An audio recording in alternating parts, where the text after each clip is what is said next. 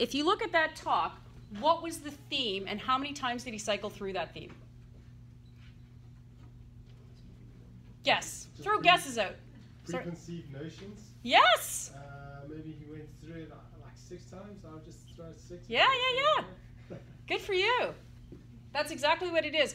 It's not stated though, right? He doesn't really talk about preconceived ideas, but that, if you look at the underlying underpinning of it, that's really what the entire talk is about.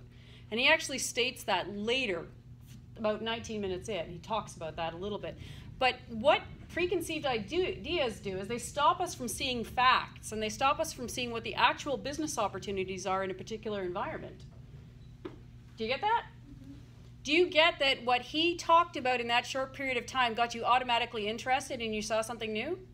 Okay, so let's break down how he did that, because it's a very particular process and it's important. It's called inquiry. Do you get how he was asking you questions right from the beginning? He said, oh, here I am. I've been asked to speak at one of the most prestigious institutes in the world. I don't know. Maybe they have nothing to tell them. Maybe they're already there. So humble, first of all.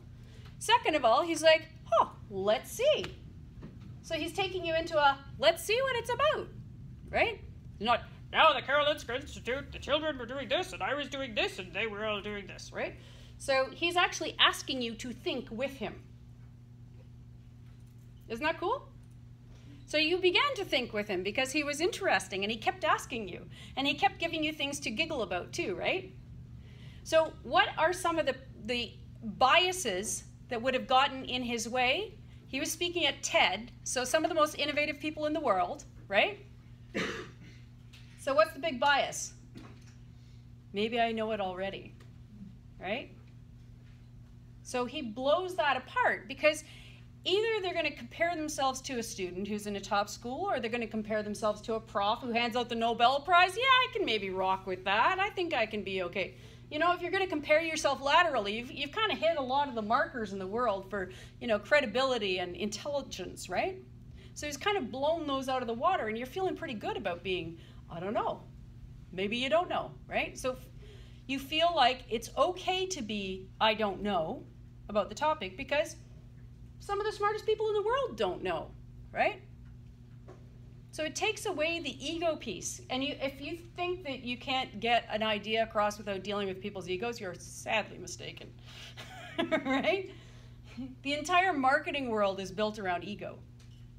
It's whether it's inflating it or deflating it, one way or another, right? Sometimes it's about compassionate action, but then sometimes it's because I feel good because I'm doing compassionate action, right? So but mostly, do I wear jeans that fit to make myself look bigger or to look good? We do things to make ourselves look good or to feel good or to make somebody else feel good, right? It's not a criticism of ego. It's just fact. It's just how it rolls. It's not like a bad thing. It's just what's life, right? So you need to embrace the attitudes or the assumptions that are in a room, the things that are going on for your listeners. So if you're trying to sell to British American Tobacco, right, you're dealing on a project, you need to understand what their vested interests are, but also what their biases are, what they're looking for. You need to bring out your own passion. So you can write some of these things down if you want to, or just tattoo it on your hand so it's there permanently. My passion matters, On that day when you feel like, God, no, I've been looking at too many pictures on the magazines and I feel skinny, I feel fat, my passion matters. And then you'll be like, no, my Ben & Jerry's matters. It matters today. The red wine matters today. Oh, maybe I need to go for a smoke today, right? So everybody has their things that they lean on in life. And that's okay, but you have to understand your passion matters, and also you need to repeat an idea several times. In the course of this talk, he repeated that idea. Dealing with preconceived ideas, he came at it from different angles, right? Chimpanzees, Tintin, looked at data, right?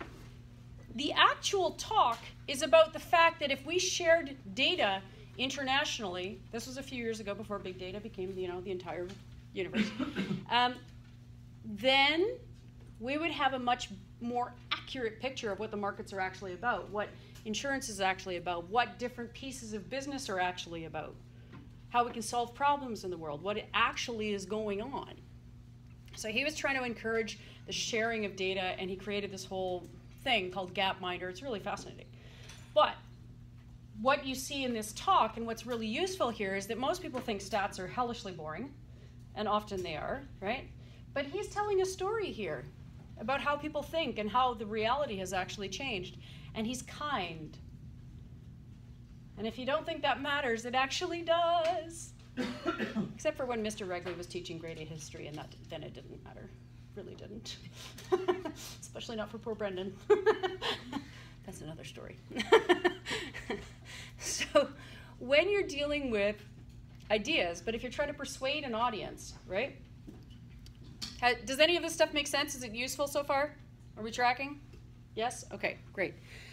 Now what I'd like to do, because I want to work with the idea of themes, and I want to work with the idea of your passion and your communication. You could also hear his voice, right? He wasn't talking like this. He wasn't talking like this either. Like he'd had too many beers. And he was too loud. And you're like, shut up, please. So there's something in between where everybody has a voice that connects and communicates and is expressive, right? How many people would like to be expressive in front of a room? Yay! All right. Okay, so, Angel, good time to start jumping into the actual work we're doing? Okay, great. So let's look at